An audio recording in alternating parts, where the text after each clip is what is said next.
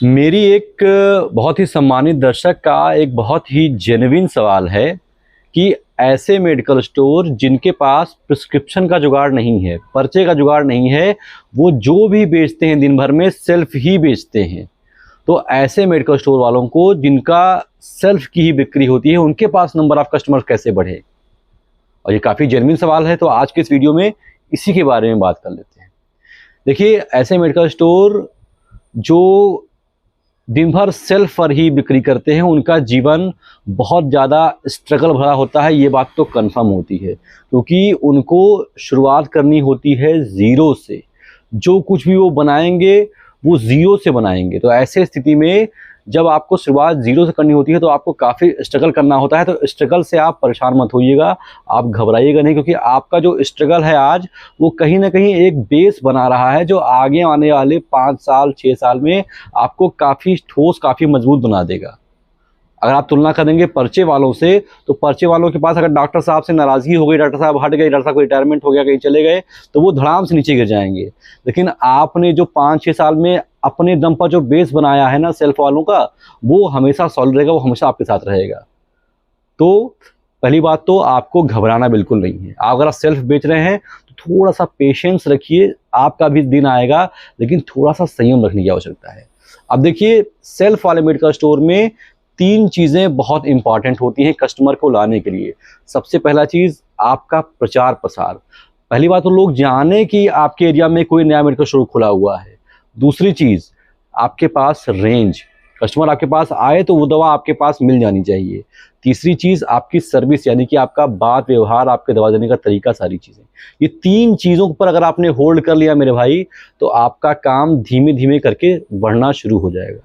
मैं ये नहीं कहूँगा कि आपने इसको फॉलो किया आज से तो हफ्ते में रिजल्ट दिखेगा आपको, लेकिन कम से कम 6 महीने तक अगर आपने इसको फॉलो कर लिया तो आपको रिजल्ट दिखना शुरू हो जाएगा। आपके सेल में इंप्रूवमेंट आएगा और कस्टमर का रिटेंशन शुरू हो जाएगा। जैसे ही कस्टमर दोबारा आना शुरू हो जाएंगे, आपका मेडिकल स्टोर चलना शुरू हो जाएगा, क्योंकि माउथ टू माउथ पब्लिसिटी बहुत तेज़ी से काम करती है। आपको करना क्या है? सबसे पहली चीज़, आपको सबसे अपने मेडिकल स्टोर का प्रचार करना है, सबको बताना है, जताना है कि भाई मेरा मेडिकल स्टोर यहाँ पर खुला हुआ है, कभी आपको दवा की आवश्यकता हो तो आप मेरे मेडिकल स्टोर पर आएँ।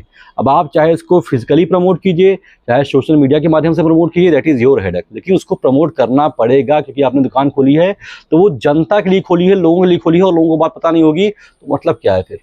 तो पहली चीज़ प्रमोशन। दूसरी चीज़ मैंने आपको बताया कि आपका रेंज, जो कस्टमर प्रमोशन को देख करके आपके शॉप पर आता है, अगर उसे वो दवा नहीं मिलेगी तो मात्र 10% संभावना है कि अगली बार दोबारा वापस लौट करके आए। तो आपको धीमे धीमे करके रेंज बढ़ाना है, और रेंज को अचानक से नहीं बढ़ा देना है। मतलब कम से कम आपको ऑब्जर्व करना है, पहली बात तो सर्वे करना है, देखना है कि किस चीज़ की डिमांड ज़्यादा है, उसके हिसाब से आपको ग्रेजुअली महीने के हिसाब से आपको रेंज बढ़ाना है। अचानक से रेट बढ़ा देंगे तो उसमें खतरा होता है एक्सपायरी का भी।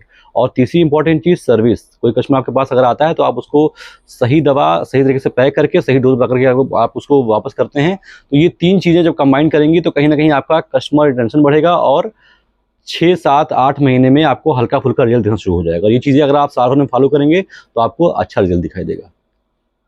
इसके अलावा अगर आप कोई मेडिकल स्टोर खोलना चाहते हैं, अभी आप पढ़ाई कर रहे हैं या फिर कहीं जॉब कर रहे हैं, लेकिन आपको मेडिकल स्टोर के बारे में कोई जानकारी नहीं है, तो ऐसे लोगों के लिए मैंने एक कोर्स लॉन्च किया है जिसका नाम है शिवनीता मेडिकल स्टोर कोर्स।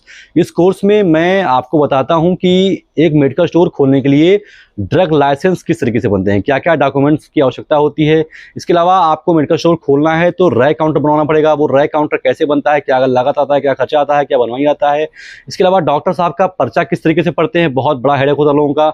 मैंने इस कोर्स में ये भी यहाँ पर भी आपकी हेल्प की है। डीआई साहब आपके शॉप पर आते हैं तो पूछते हैं शेड्यूल H1 का रजिस्टर दिखाइए, नारकोटिक का दिखाइए। ये शेड्यूल H1 का रजिस्टर क्या होता है, नारकोटिक क्या होता है, कैसे बनाते हैं, कैसे मेंटेन करते हैं, क्या फॉर्मेट होता है, ये सारी चीज़ें मैंने बहुत आसान भाषा में, बहुत सरल तरीके से एक सिंगल क्लिक में आपके ही मोबाइल फ़ोन में उपलब्ध करा दी है। आपको करना सिर्फ इतना है कि प्ले स्टोर में जाइए, वहाँ पर टाइप कीजिए शिवनीता। ये पीछे मेरे जो आपको लोगो दिख रहा है, ये मेरे कोर्स का लोगो है। आप इसको वहाँ पर डाउनलोड कीजिए, लॉगिन कीजिए और कोर्स को परचेज़ कीजिए। इसके अलावा मैंने इस कोर्स का लिंक अपने डिस्क्रिप्शन में भी दे रखा है और कमेंट बॉक्स में पिन कर दिया है। आवश्यकता होने पर आप मेरे नंबर पर मुझे कॉल या व्हाट्सएप कर सकते हैं, मैं आपकी हेल्प करूंगा।